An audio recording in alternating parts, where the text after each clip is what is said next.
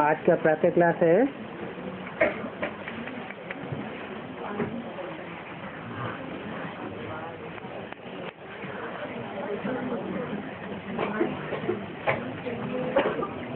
5 मार्च 1968।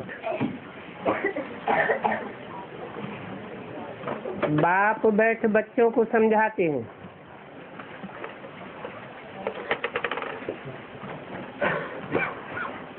क्योंकि बच्चे बहुत बेसमझ बन गए थे।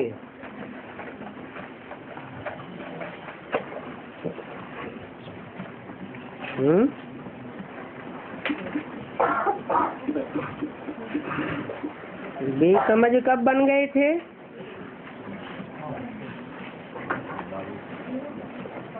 और अभी बाप बैठ समझाते हैं। 5000 वर्ष पहले भी तुमको समझाया था।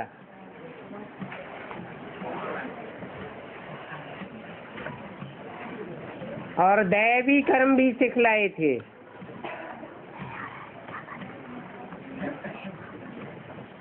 तुम दैवी धर्म में भी आए थे। ड्रामा प्लान अनुसार पुनर्जन्म लेते और कलाएं कमती होते होते यहाँ प्रैक्टिकल बिल्कुल ही कलाहीन हो गए।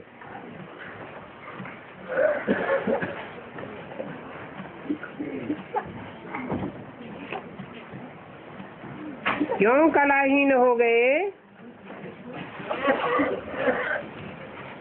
क्योंकि ये है ही तमो प्रधान रावण राज्य।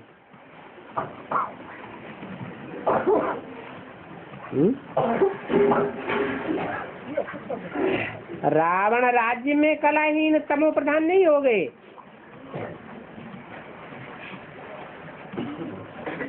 जब रावण राज्य भी चौथी अवस्था से पसार होता है, तमो प्रधान रावण राज्य हो जाता है, तो तुम बिल्कुल प्रैक्टिकल कलाहीन हो जाते हो। ये रावण भी पहले सतो प्रधान था। 5 विकार भी पहले सतो प्रधान थे। ऐसे नहीं कि द्वापर के आदि में कोई की काम विकार की पूर्ति नहीं होती तो उसकी हत्या कर देते थे, और आज तो हत्याएं भी कर देते हैं। बिल्कुल तमो प्रधान रावण राज्य है।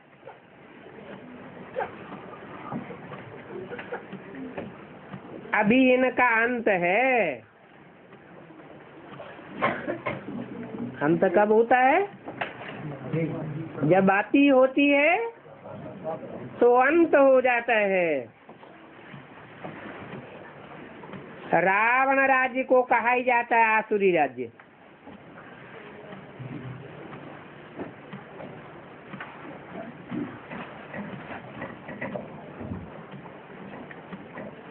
देवताई राज्य नहीं कहा जाता, क्या कहा जाता? आसुरी राज्य। खास भारतवासी बिल्कुल ही तमो प्रधान बन गए हैं।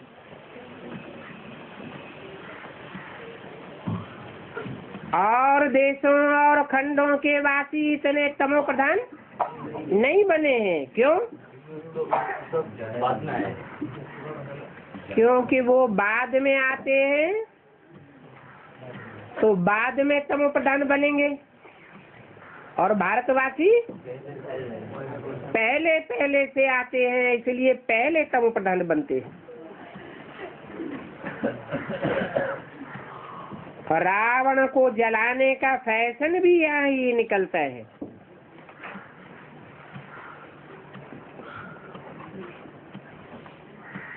कोई का पुतला कब जलाते हैं? जब बहुत दुख देते हैं तो उसका पुतला बनाकर जलाते हैं। भारतवासी ही पहले तमो प्रधान बनते हैं, तो यहाँ ही जलाने का फैशन पहले निकलता है। राम राज्य और रावण राज्य ये भारतवासी ही कहते हैं,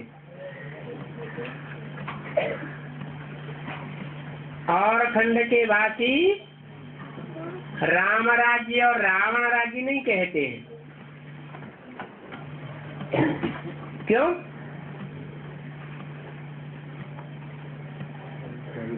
क्योंकि और खंडों में इतना तमो प्रधान रावण राज्य होता ही नहीं है।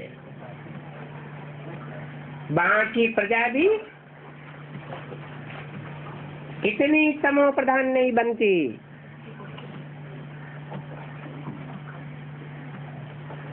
राम राज्य होता है सतयुग में, ऐसे झूठ खंड में होता है रावण राज्य। इसको कलयुग कहा जाता है। कलह कलेश का युग है ना।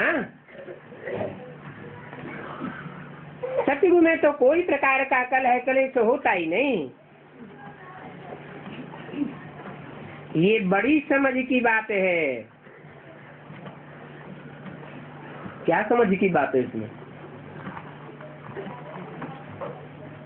सतयुग में कलह कलेश क्यों नहीं होता, और कलयुग में कलह कलेश क्यों होता है? हैं? हाँ, वहाँ विविचार नहीं होता है, और यहाँ विविचारी दृष्टि, विविचारी कृति, विविचारी बातें, विविचारी वाइब्रेशन। इसलिए रावण को अनेक सिर दिखाए जाते हैं और राम को एक सिर दिखाया जाता है। माना राम की एक मत से राम राज्य है, और रावण की अनेक मतों से रावण राज्य बनता है।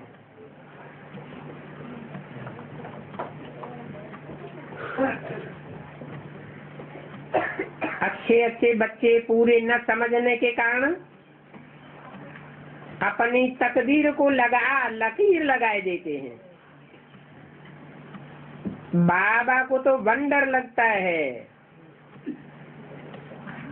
ऐसी समझ की बातें भी नहीं समझ सकते।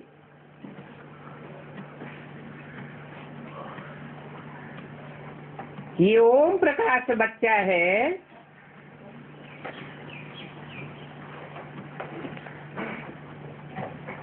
कितना अच्छा सयाना समझू है। कहाँ का है? इंदौर का।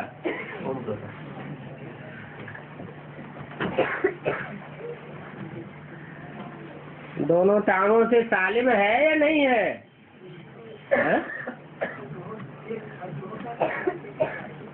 टांग डिफेक्टेड है, माने लंगड़ा है, रुद्रमाला का मणका है। लेकिन बाबा ये नहीं देखते। क्या बाबा क्या देखते हैं? अच्छा समझू सयाना बच्चा है, बहुत फर्स्ट क्लास सर्विस कर सकता है, अपना भाग्य बहुत ऊंचा बना सकता है।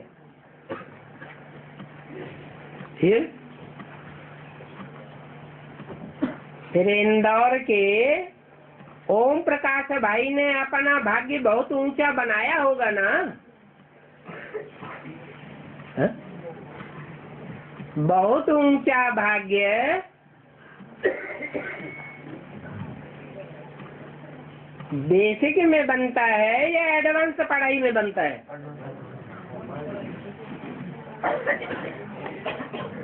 तो बाबा झूठ बोल दिया क्या? समझू सयाना बच्चा है, हैं? झूठ बोला क्यों? झूठा तो साबित हो गया है?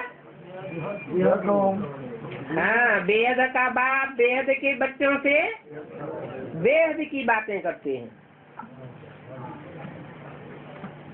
हद के इंडोर जोन का बच्चा नहीं, वो बेहद का इंडोर जोन है, जिस जोन में सब under the zone, out of the door कोई नहीं रहता।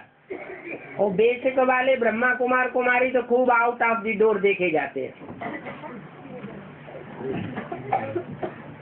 बाबा ने तो नियम बता दिया कि जहाँ जहाँ कन्याएं जाएं, कन्याएं तलवार होती हैं, उनके साथ ढाल भी होनी चाहिए। तो इंडोर रहना चाहिए या आउट ऑफ दी डोर रहना चाहिए? इंडोर रहना चाहिए। तो रावण राज्य नहीं पनप सकेगा।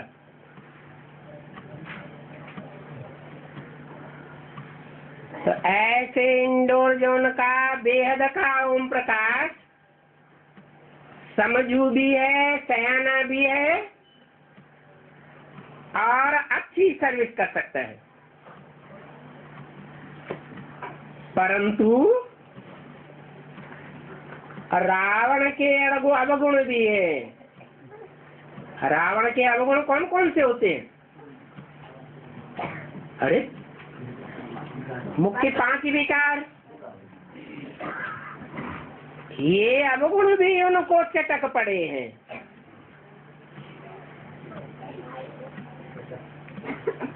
ऐसे तो दैवी गुणों का भी वर्णन करते हैं।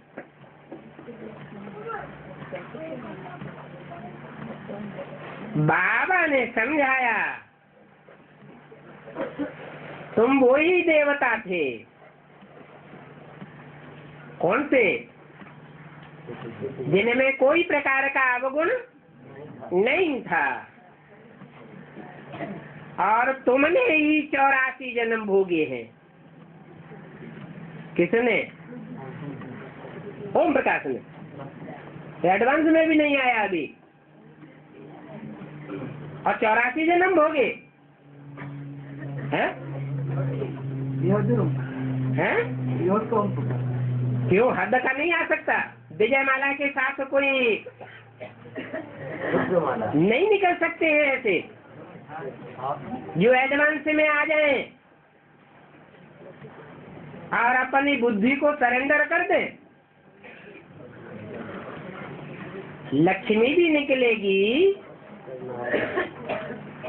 वो भी अपनी बुद्धि को सरेंडर तो करेगी ना। तो सूर्यवंशी बनेगी या चंद्रवंशी इस्लाम वंशी ही रह जाएगी? सूर्यवंशी बनेंगे। तो हदता ओम प्रकाश के ऊपर ये बात लागू नहीं हो सकती। हाँ, तो बाबा ने समझाया, तुम वही देवता थे, तुमने 84 जन्म भोगे हैं। तुमको फर्क बताता हूँ।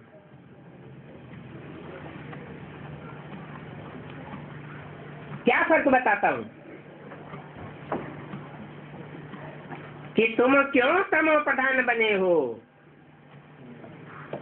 अभी तमो प्रधान बनने का कारण क्या बताया?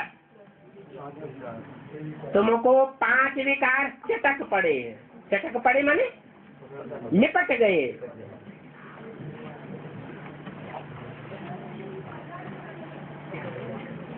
ये रावण राज्य है, ये रावण है तुम्हारा सबसे बड़ा दुश्मन।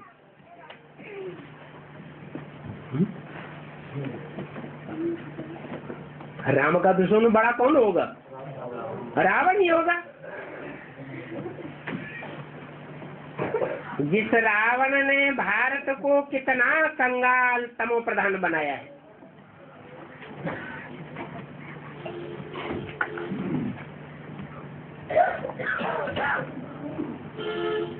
आसुरी गुण भर दिए हैं। बाप कहते हैं ये है ही आसुरी संप्रदाय। कौन? भारत। जो चटक पड़े हैं 5 विकार, ये रावण संप्रदाय ही आसुरी संप्रदाय है। अगर किसको सीधा सीधा कहो कि तुम हो आसुरी संप्रदाय, तो गाली देने लग पड़ेंगे, पत्थर मारने लग पड़ेंगे। विघ्न तो डालते हैं ना काय में, अच्छे काम में विघ्न तो डालते हैं ना। कल पहले भी ये विघ्न डाले थे। उनको कुछ पता थोड़ी ही पड़ता है हम आसुरी संप्रदाय हैं या क्या है।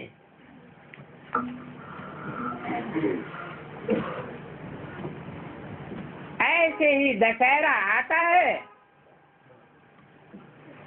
रावण जलाने लग पड़ते हैं। कौन? आसुरी संप्रदाय। जो भक्ति मार्ग को फॉलो करने वाले हैं, भक्ति को छोड़ने वाले नहीं हैं, भक्ति को मुर्दाबाद करने वाले नहीं हैं। और हम तो हैं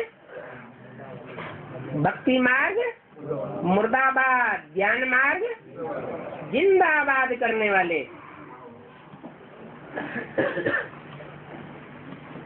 रावण को जलाते रहते हैं। अरे अभी तो है ही कलयुग, जलाने से रावण जलेगा क्या? जलाने से जल जाएगा? पुतला जलाने से रावण जल जाएगा क्या? फिर इनको राम राज्य कैसे कहेंगे? अगर रावण जलाना बंद भी कर दें तो फिर इनको रावण राज्य नहीं कह सकते।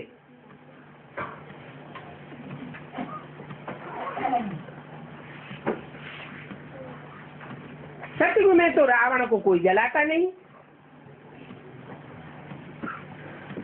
राम राज्य तो कहा जाता है ना। ये राम राज्य किसने स्थापन किया?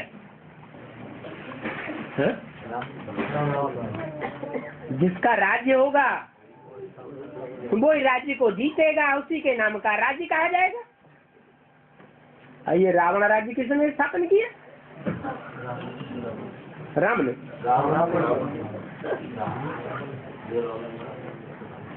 राम राज्य का भी सरपरस्त है तो रावण राज्य का भी सरपरस्त है।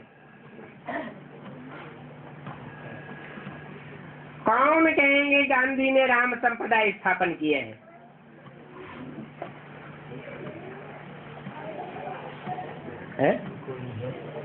अच्छा, हद के गांधी ने नहीं स्थापन किया? हद के जो गांधी जी थे उनके जो फॉलोअर्स हैं उनको ये बात अच्छी लगेगी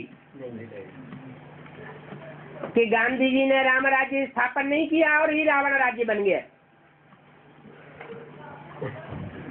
उनको ये बात बिल्कुल अच्छी नहीं लगेगी।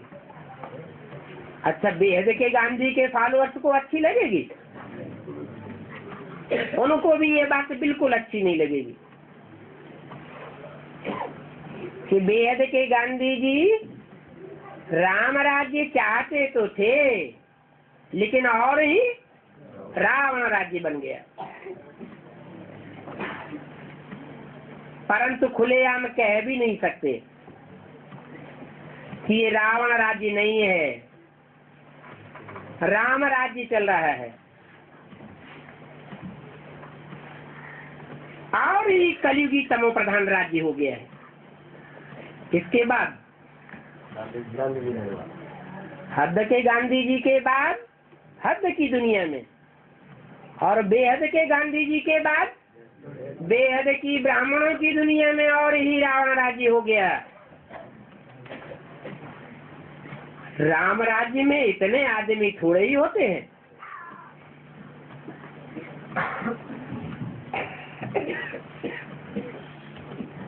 हद के गांधी जी ने जो प्रयास किया राम राज्य स्थापन करने का,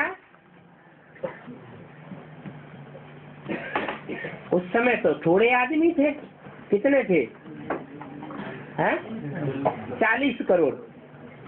अब भारत की आबादी कितनी हो गई है?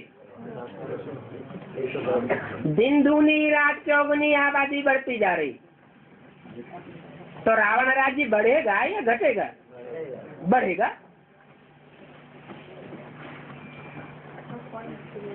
जो भी दुनिया में शास्त्र है, लिखने वालों ने शास्त्र लिखे, पढ़ने वालों ने पढ़े,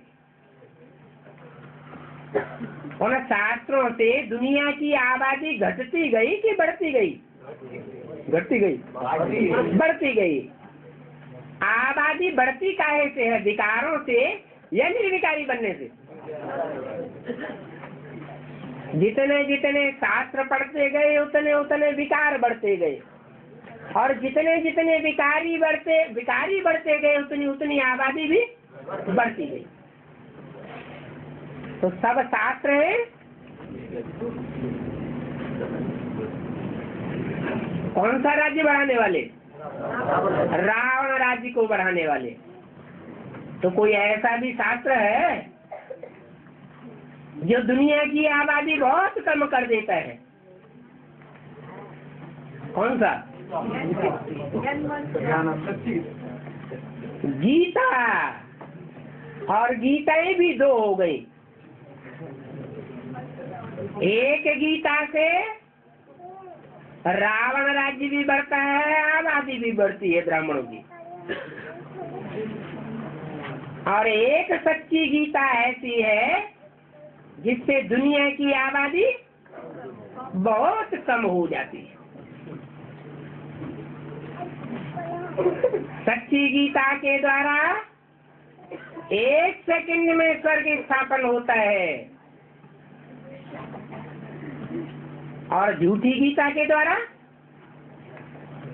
दुनिया नरक बन जाती है। जो दुनिया बनती है वो गीता ने नहीं बनाई कि गीता झूठी ने दुनिया बनाई दी। नहीं, झूठी गीता को भी बनाने वाले कौन है? मनुष्य गुरु।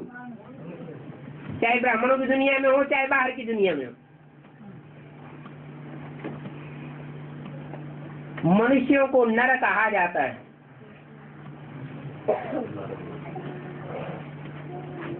तो क्या बनाया? नरक बनाया। ब्राह्मणों की दुनिया में भी, अभी ब्राह्मणों की दुनिया कहें या नहीं कहें? कहेंगे। ब्राह्मणों की दुनिया में भी ब्राह्मणों को नर कहेंगे, देवता कहेंगे, क्या कहेंगे? है, नर ही कहेंगे। तो ब्राह्मणों की दुनिया में भी झूठी गीता का अगर प्रभाव है तो क्या बनता है? नरक बनता है। अगर सच्ची गीता का प्रभाव हो जाए तो क्या बनेगा? स्वर्ग बनेगा।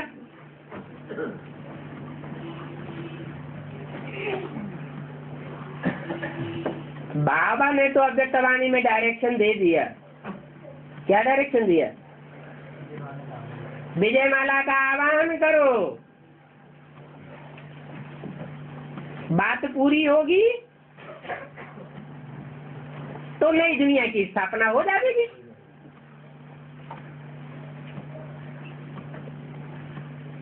शहद की मक्खियों की एक रानी निकलेगी तो पीछे पीछे सारा झाड़ आ जाएगा।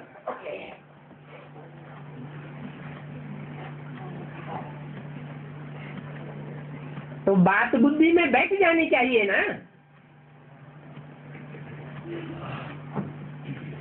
समझू और सयाने जो बच्चे होंगे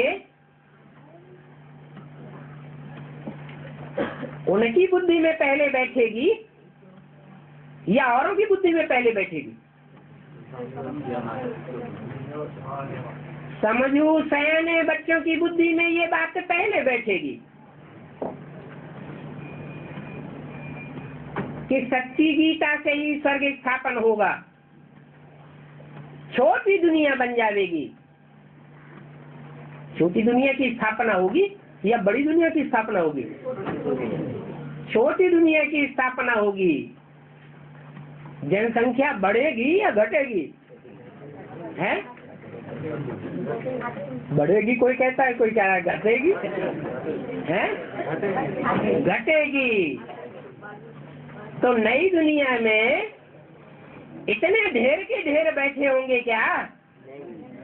नहीं न, मर जाना पसंद करते क्या? है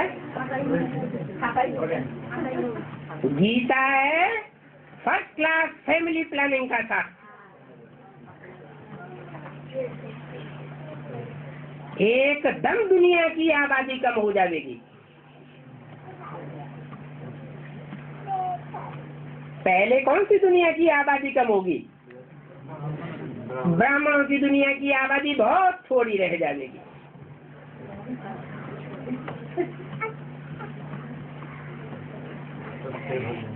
चाहे एडवांस पार्टी हो, चाहे ब्राह्मणों की बेसिक पार्टी हो, सिर्फ सूर्यवंशी चंद्रवंशी ही रह जाएंगे कि इस्लामी बौद्धिक क्रिश्चियन खंड के जो वासी हैं वो भी रह जाएंगे। सिर्फ सूर्यवंशी चंद्रवंशी रह जाएंगे और बाकी सब खलास हो जाएंगे। उनमें भी जो राजयोग सीखने वाले हैं और राजयोग सीख करके उच्च पद पाने वाले हैं, उनकी दुनिया पहले बनेगी या प्रजावर्ग में आने वालों की दुनिया पहले बनेगी? पहले राजाई संगठन इकट्ठा होगा और उस संगठन में भी राजा एक होगा या दो चार होंगे? एक राजा होगा, एक मत होगा, एक भाषा होगी, एक ही कुल होगा। है चंद्रवंशी नहीं होंगे? अगर होंगे भी तो सरेंडर बुद्धि होंगे या अपन ही चलाने वाले होंगे? सूर्यवंशियों के सामने सरेंडर बुद्धि होंगे।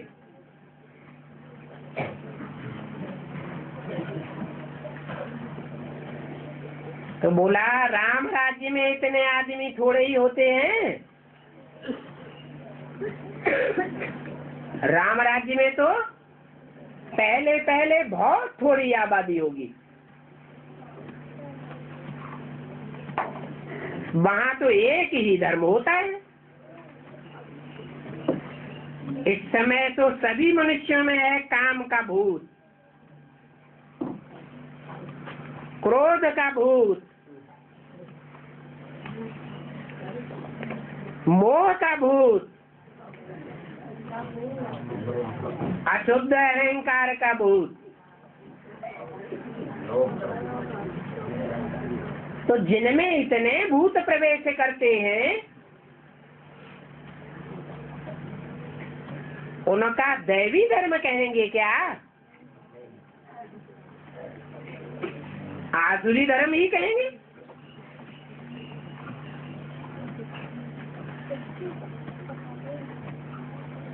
उनको विनाशी आत्मा कहेंगे या अविनाशी आत्मा कहेंगे? जिनमें भूत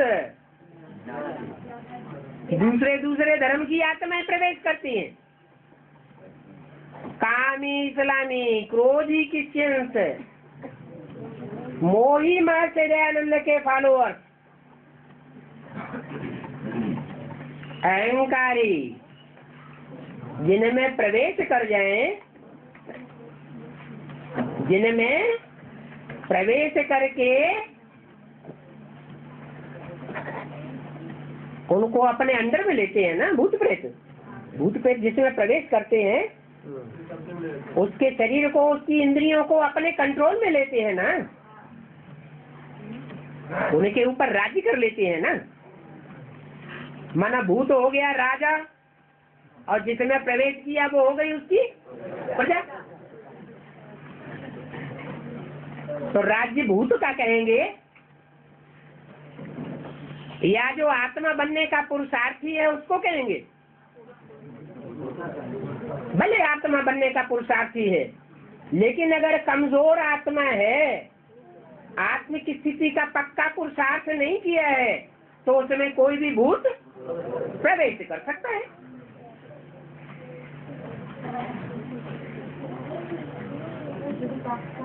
परंतु हम तो अविनाशी आत्मा है। अगर ब्राह्मणों की दुनिया में भी कोई ब्राह्मण आत्मा विनाशी आत्मा है तो उसमें भूत प्रवेश करेगा, क्योंकि आत्मिक स्थिति को भूल जाता है ना। तो कैसी आत्मा हो गई? विनाशी आत्मा हो गई। और अगर अविनाशी आत्मा है तो उसमें कोई भूत प्रवेश नहीं कर सकता। क्यों नहीं प्रवेश कर सकता? क्योंकि भूतों को होता है सूक्ष्म शरीर, और वो सूक्ष्म शरीर भी होता है देह अभिमान वाला। उनको ये देह अभिमान रहता है भूत प्रेतों को।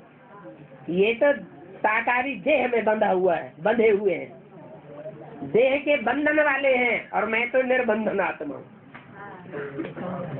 मैं ज्यादा पावरफुल आत्मा हूँ, और ये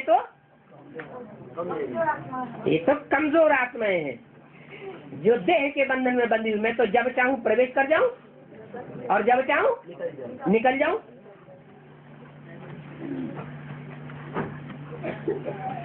तो वो भूत प्रेत आत्माएं ज्यादा पावरफुल हुई,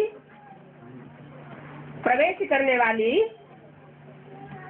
या जिनमें प्रवेश होता है भूत प्रेत आत्माओं का वो ज्यादा पावरफुल हुए। प्रवेश करने वाले जाति पावरफुल हो गए। लेकिन बोला इस समय सभी मनुष्यों में काम, क्रोध, लोभ, मोह, अहंकार का भूत है। परंतु हम तो हैं अविनाशी आत्मा। हम माने कौन है? हाँ, जो 84 जन्म लेने वाले होंगे वो तो अपनी आत्मिक स्थिति को भूलने वाले नहीं होंगे जब फाइनल पेपर का समय आएगा। अभी भी उनमें कोई भूत प्रेत आत्मा प्रवेश नहीं कर सकती। अगर दूसरों के प्रभाव में आने वाले होते हैं आत्मिक स्थिति को भूलने वाले होते हैं तो उनमें कोई आत्मा प्रवेश कर सकती है। तो हम तो है अविनाशी आत्मा, हम तो जानते हैं ये शरीर विनाशी है,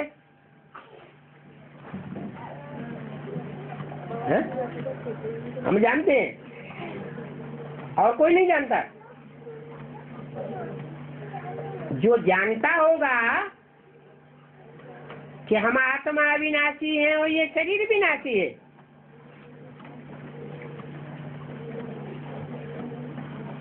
वो मौत से डरेगा क्या? है? नहीं डरेगा, कोई ना कोई तरीके से अपना काम करता रहेगा। विनाशी आत्मा होगी तो जरूर डरपोक होगा और अपना काम मारे डर के करना ही बंद कर देगा। तो बोला हम तो है अविनाशी आत्मा, जानते हैं ये शरीर तो विनाशी है, आज नहीं खलास होगा तो ये शरीर, ये 5 तमो प्रधान तत्वों का ये शरीर कल खलास हो जाएगा।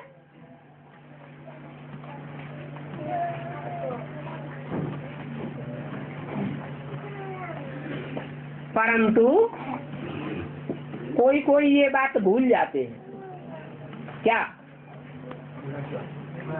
कि आत्मा अविनाशी है और शरीर विनाशी है, और जो अंत तक भूलते रहेंगे।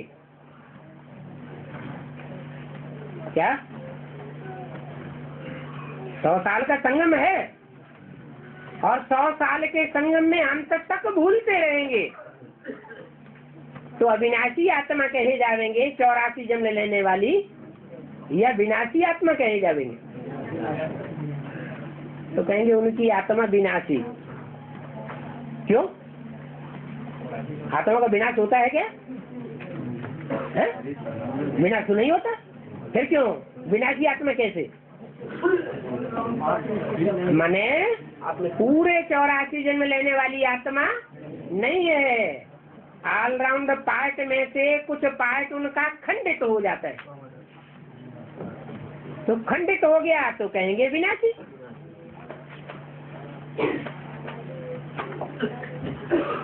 आत्मा अविनाशी को भूल जाते हैं और देह का भान रह जाता है। आत्मा अभिमानी बनते ही नहीं, तो क्या होगा?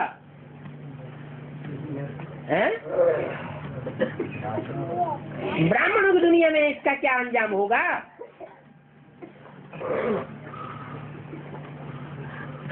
जो आत्माभिमानी नहीं बनेंगे उनके ऊपर इसका क्या असर होगा?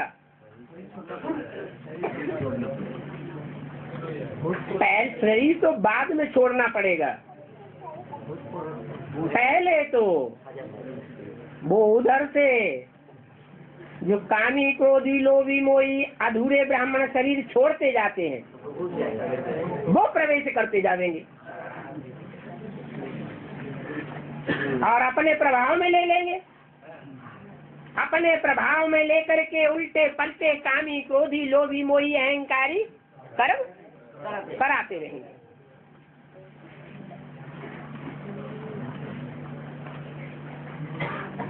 देह अभिमान बहुत आ जाता है।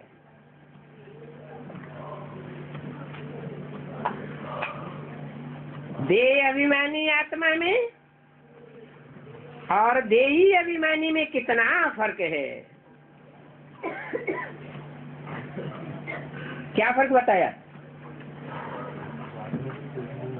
है? पहचान क्या है? ये आत्मा अभिमानी है और ये देह अभिमानी है, सबको पता पड़ जाएगा कि कौन 84 जन्म लेने वाले पक्के आत्मा अभिमानी आत्मा और कौन देह अभिमानी है।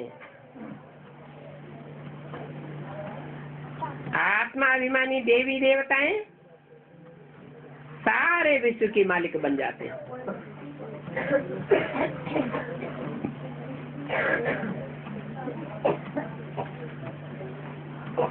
मान लो राम की आत्मा है,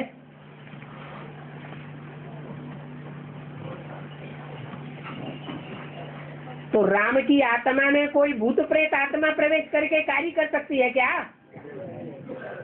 क्यों नहीं कर सकती? कमजोर आत्मा है,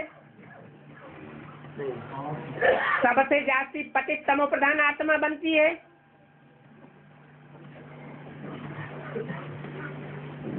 तो दूसरे धर्म की आत्माएं प्रवेश क्यों नहीं कर सकती?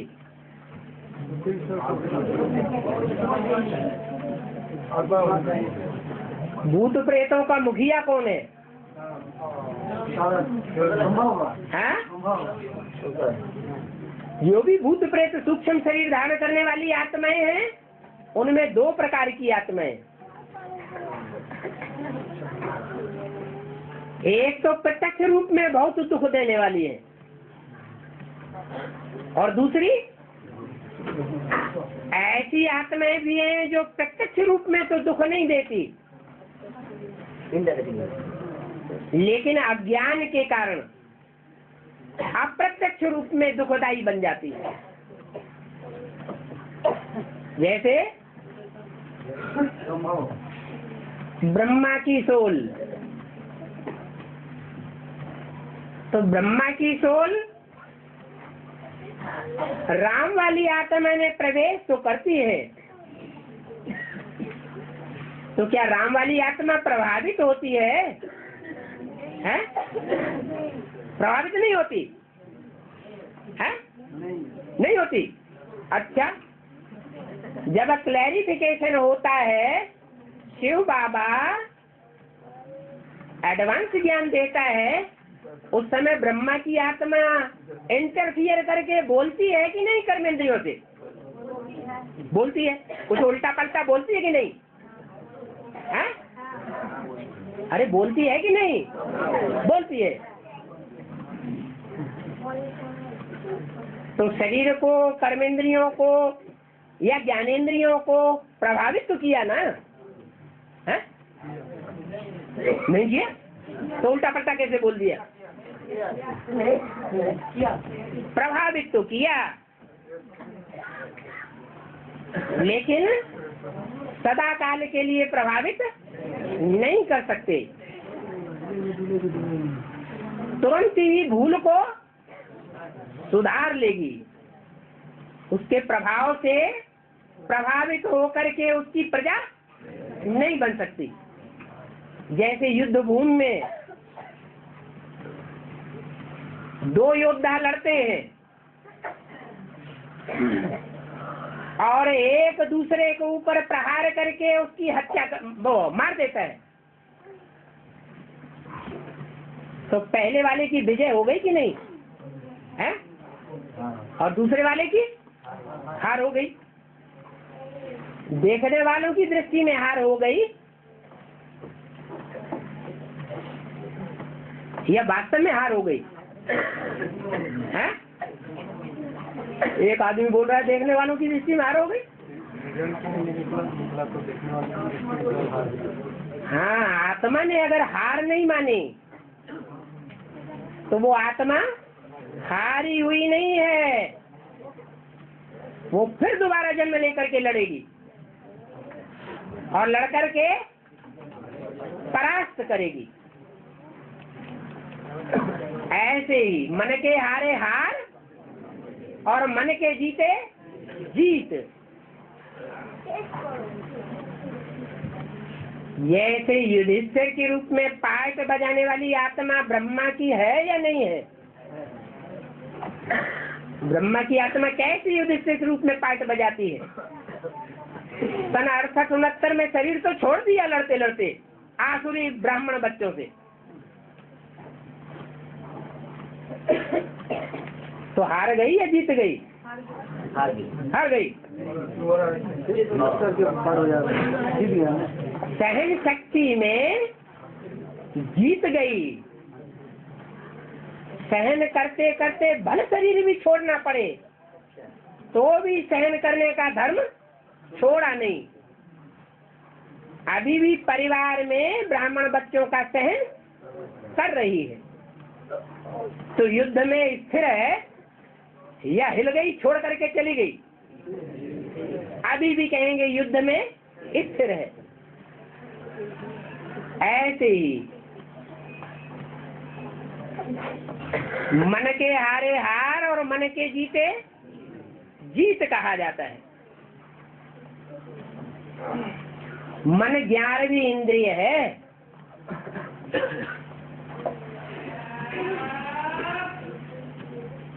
कृष्ण उर्फ ब्रह्मा की सोल बल सूक्ष्म शरीर से गुंजार दादी में पाठ बजाय सकती है, या कोई भी ब्रह्मा कुमार कुमारी में प्रवेश करके पाठ बजा सकती है,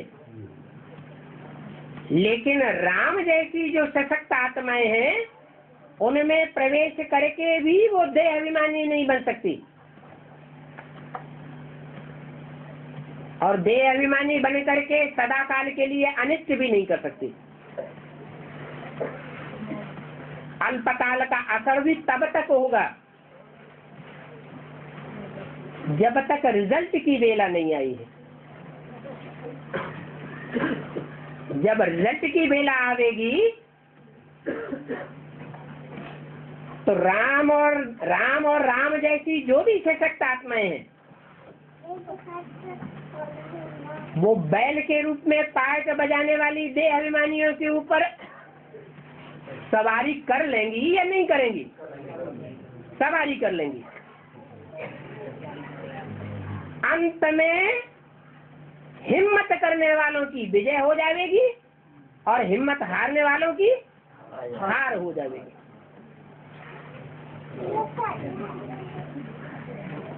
तो बोला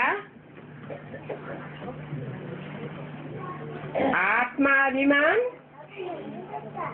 ये पक्का फाउंडेशन डालना है। पुरुषार्थ में पहली सीढ़ी कौन सी पक्की करनी है? आत्माभिमानी बनने की। आत्माभिमानी नहीं होंगे तो भूत प्रेत आत्माओं का असर हो जाएगा, उल्टा पुल्टा काम कराए देंगे और नुकसान हो जाएगा। नहीं तो भारत सोने की चिड़िया थी तब, जब आत्माभिमानी भारत था तब, या देहाभिमानी भारत होता है तब। आत्माभिमानी भारत है तो भारत सोने की चिड़िया थी, सबकी नजर उस सोने की चिड़िया के ऊपर थी। और अभी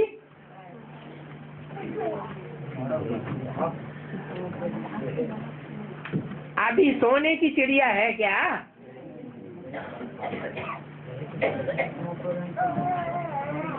बल कहते भी हैं, क्या कहते हैं कि भारत सोने की चिड़िया थी, सबकी नजर इस सोने की चिड़िया पर लगी हुई थी, परंतु अच्छी रीति समझते नहीं है कि कैसे सोने की चिड़िया थी।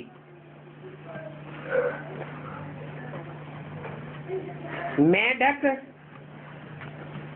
अथवा बुलबुल आदि आवाज करते हैं,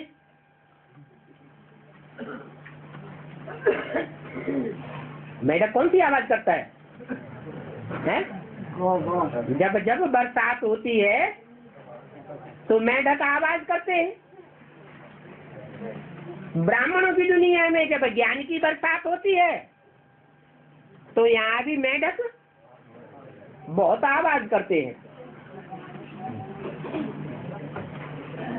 परंतु आवाज करने वाले और मेढक की आवाज सुनने वाले कुछ समझते हैं क्या?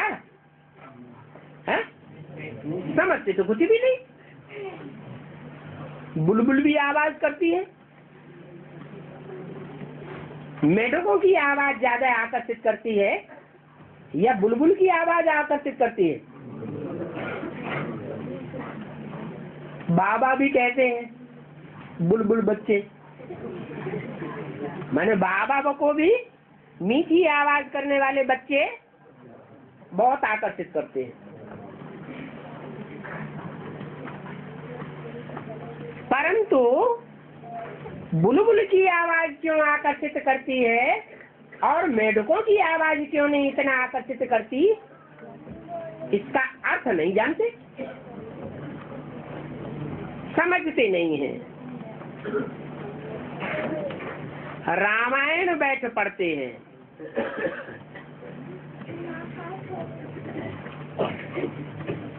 है बिल्कुल नॉनसेंस, क्योंकि पढ़ने वाले राम कौन है रावण कौन है इस बात को तो बिल्कुल जानते ही नहीं, बिल्कुल नॉनसेंस। सारी रामायण में गालियां ही गालियां दी हैं रामचंद्र को।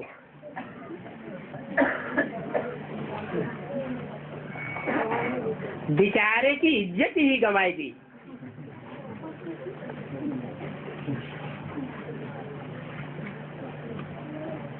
किसकी स्त्री चली जाए, कोई अपनी स्त्री की ही रक्षा नहीं कर सके, स्त्री ही चली जाए, ये इज्जत गंवाई ना। सो भी स्त्री को कौन चुरा ले गया, रावण चुरा ले गया। कोई देवता चुरा ले जाता तो भी अच्छी बात, क्योंकि देवता चुरा ले जाएगा तो जानते हैं देवता है, ये व्यभिचारी तो नहीं है।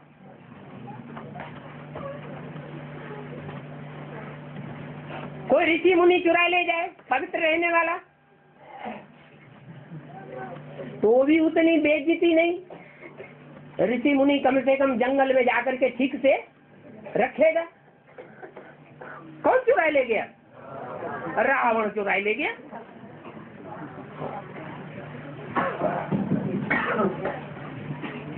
अरे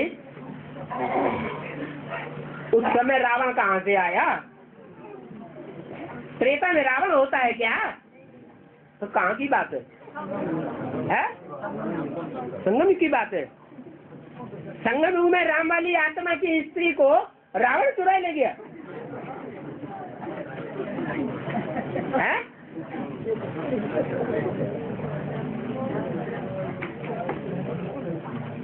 रावण का बुत बनाए फिर कहानियां आदि बैठ सुनाते हैं।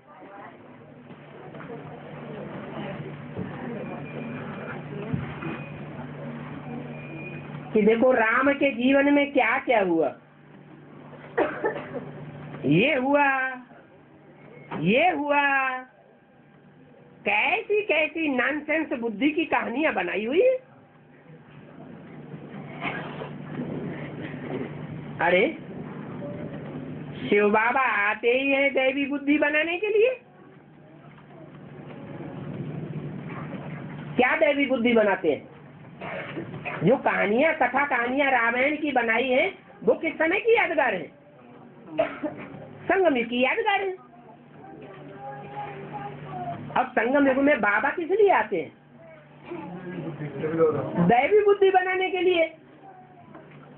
तो जो कथा कहानियों की बातें हैं राम के जीवन की, वो आसुरी बुद्धि वालों की बुद्धि में ज्यादा चलेंगी या दैवी बुद्धि वालों की बुद्धि में ज्यादा चलेंगी? हैं? दैवी बुद्धि वालों की बुद्धि में ज्यादा चलेंगी। अरे राम की जो कथा है, जो भी उपन्यास बन गया, नॉनसेंस बातें रामायण में लिखी हुई है, वो यादगार कहाँ की है? संगम युग की। तो जो भी बातें लिखी हुई हैं उन बातों में झड़मुई में जगमुई में किनकी बुद्धि जावेगी? राम संप्रदाय वालों की जावेगी या रावण संप्रदाय वालों की जावेगी? राम संप्रदाय वालों की जावेगी नहीं, रावण संप्रदाय वालों की ही जावेगी। क्यों? क्योंकि जो रावण संप्रदाय वाले होंगे उनकी बुद्धि क्यों जावेगी? है नॉनसेंस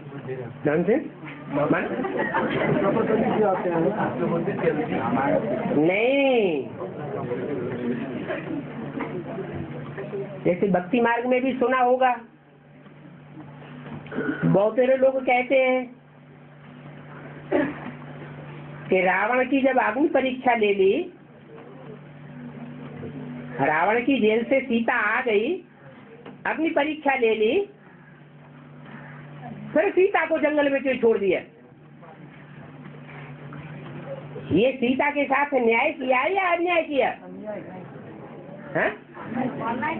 अन्याय किया। तो भक्तों ने ग्लानि की या राम की महिमा की? ग्लानि की ना।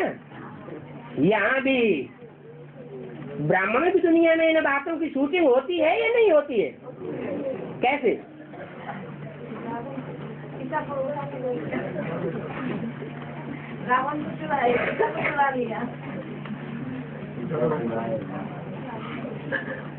जो दैवी संप्रदाय है उनकी बुद्धि एक में लगेगी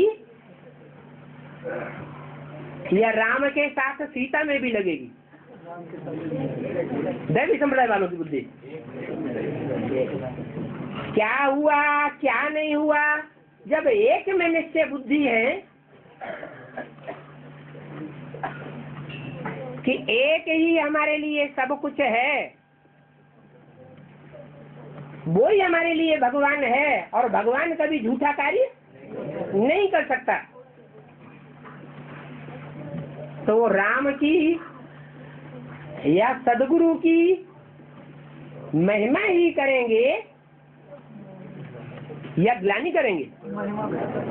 महिमा ही करेंगे, ग्लानि नहीं कर सकते। लेकिन शूटिंग तो होती है, तो किसके द्वारा शूटिंग होगी? राम संप्रदाय के द्वारा। जो रावण संप्रदाय के होंगे वो ही पर चिंतन करेंगे, ऐसा क्यों हुआ, वैसा क्यों हुआ, ये हुआ वो हुआ, ये तो ठीक नहीं हुआ।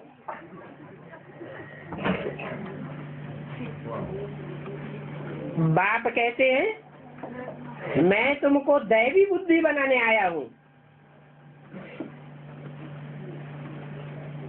तो देवता बनना चाहिए ना। मुरली में तो बता दिया, क्या बता दिया? देवी के पुजारी होते हैं रावण संप्रदाय। अगर देवी में ही बुद्धि लगी रहे और देवता को भूल जाए, क्या नारा लगाते हैं? जय माता दी।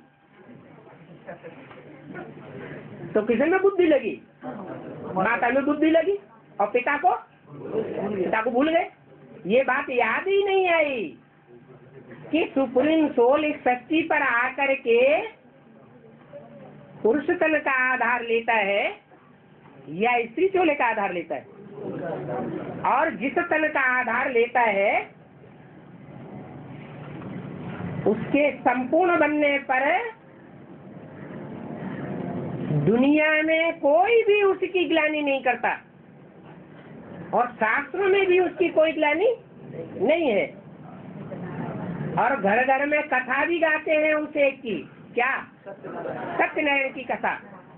न सत्य लक्ष्मी की कथा, न सत्य जगदम्बा की कथा। किसकी कथा? सत्यनारायण की कथा गाते हैं। राम नाम सत्य, ये भी तो गाय है, ये भी तो बोलता है कि राम नाम कृष्ण नाम सत्य है, राधा नाम सत्य है, सीता नाम सत्य है। अंत समय में नहीं गाते। कि अंत समय में राम नाम सत्य क्यों गाते हैं? कोई कारण होगा। जब पैदा होते हैं तब क्यों नहीं कहते राम नाम सत्य है?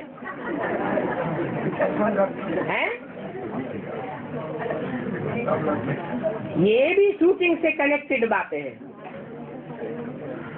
शूटिंग पीरियड में जब अंत समय होता है, फाइनल परीक्षा का रिजल्ट निकलता है, तो सबको प्रत्यक्ष हो जाता है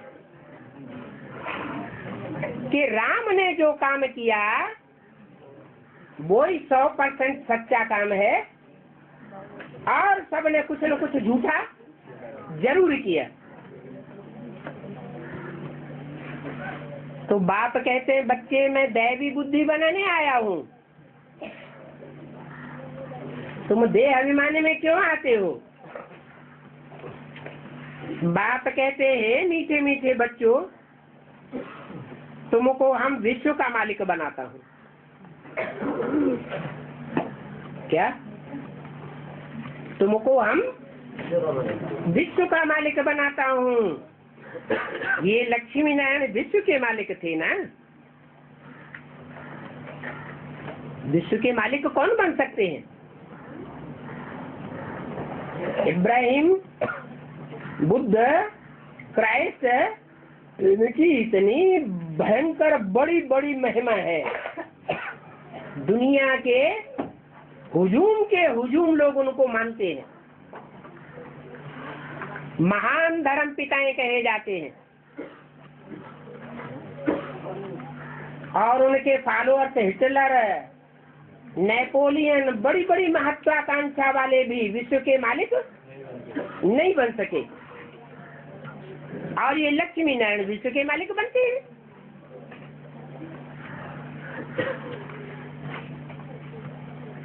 पहले तुमने कभी सुना हिस्ट्री में कि कोई विश्व का मालिक बना? नहीं बना। इन्हों को राजाई किसने दी? लक्ष्मी नारायण को विश्व के मालिक बनने की राजाई किसने दी? कोई ने तो दी होगी। इन्होंने कौन सा कर्म किया जो इतना ऊंच पद पाया? राम के लिए कहते हैं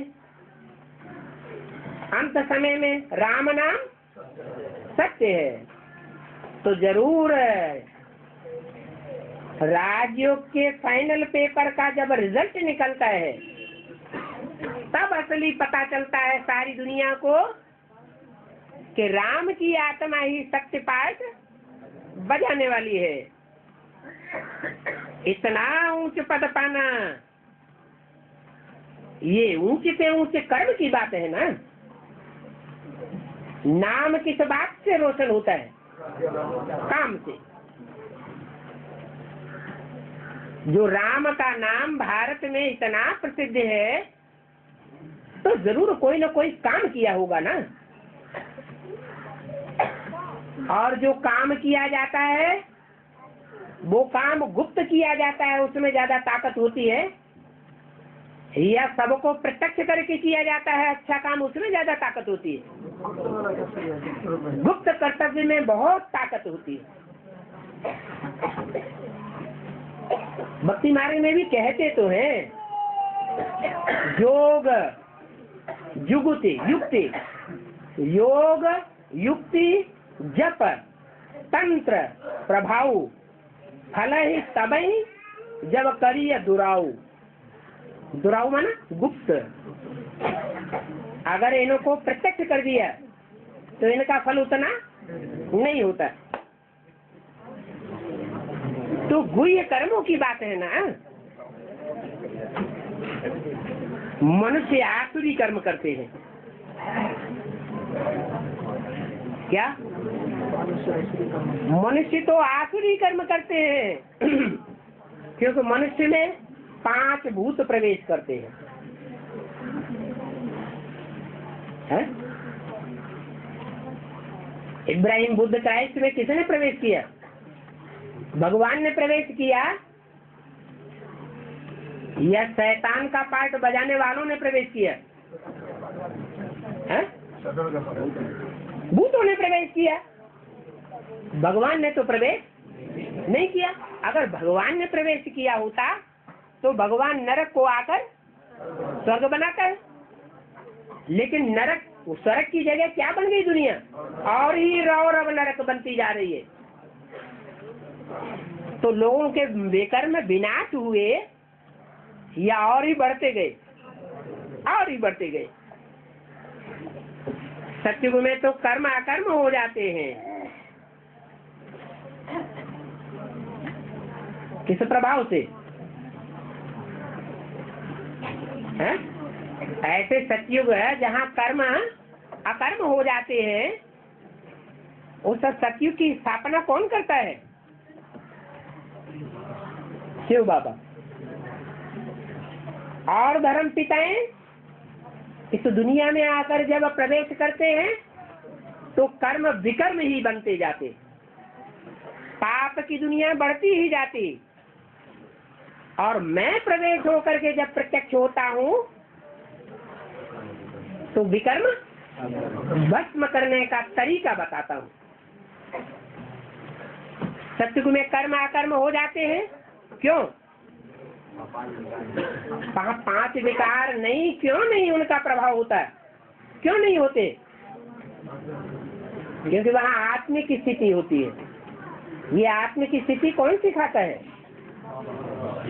जो सदैव आत्मिक स्थिति में रहने वाला है, कभी भी देहवान में आने वाला नहीं है, कभी भी देह में जन्म लेने वाला नहीं है। वहाँ विकर्मों का खाता होता ही नहीं, और यहाँ जो भी कर्म करते हैं विकर्मों का खाता बढ़ता ही जाता है। बाप समझाते हैं,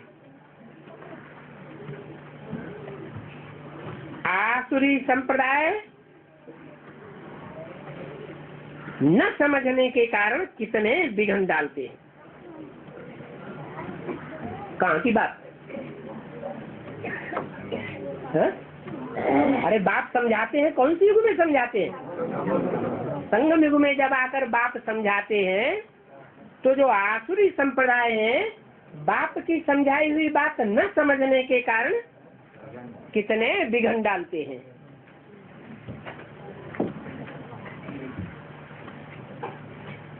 कह देते हैं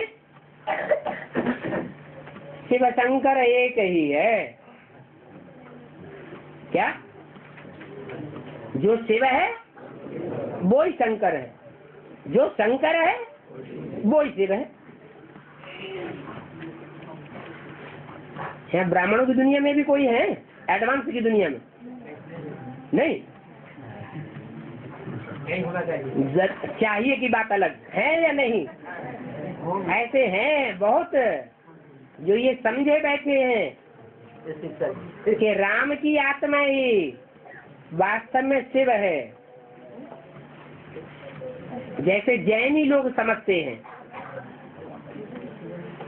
कि जो तीर्थंकर जो भगवान है वो पहले सामान्य मनुष्य होते हैं, फिर पुरुषार्थ करके तपस्या करके क्या बन जाते हैं? भगवान बन जाते हैं।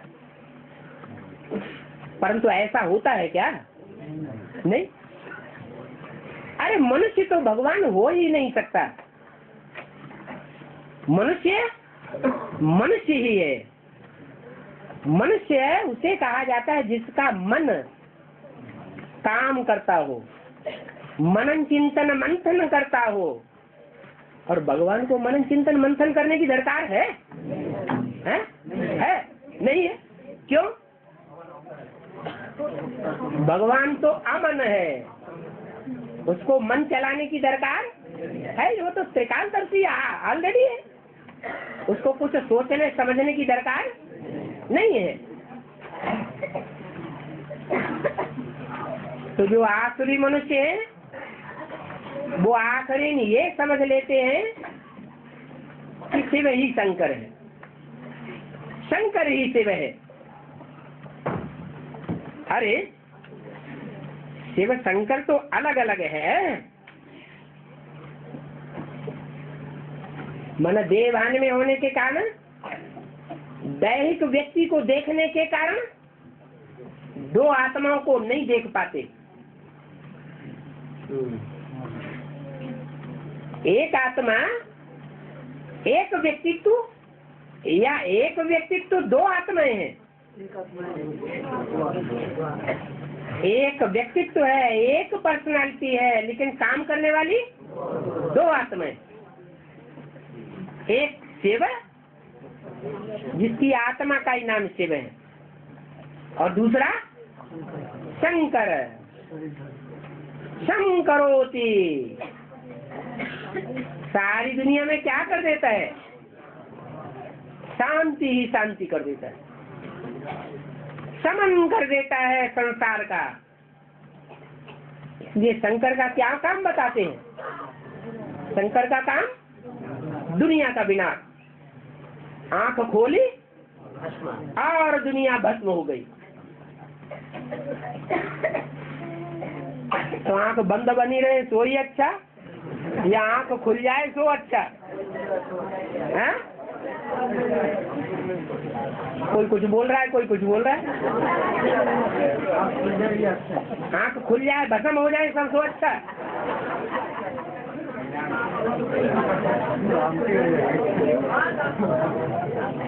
वो शिव तो निराकार है, वो अकेला है। क्या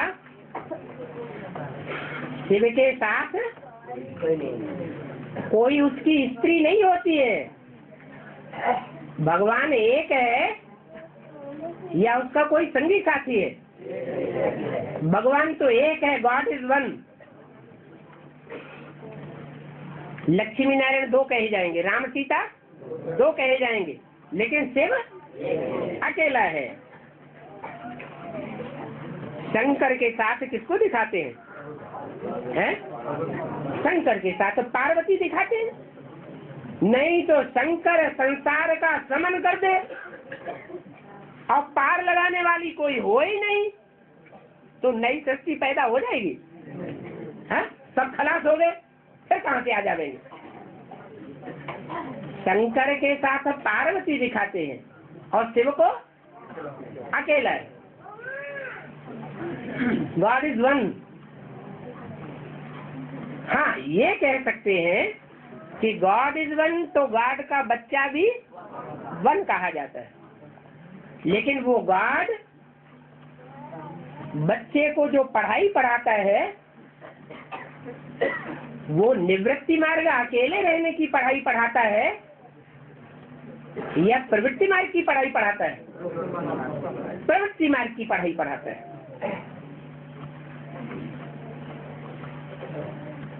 तो देखो, शिव शंकर अलग अलग हैं, दोनों की एक्टिविटी एकदम अलग अलग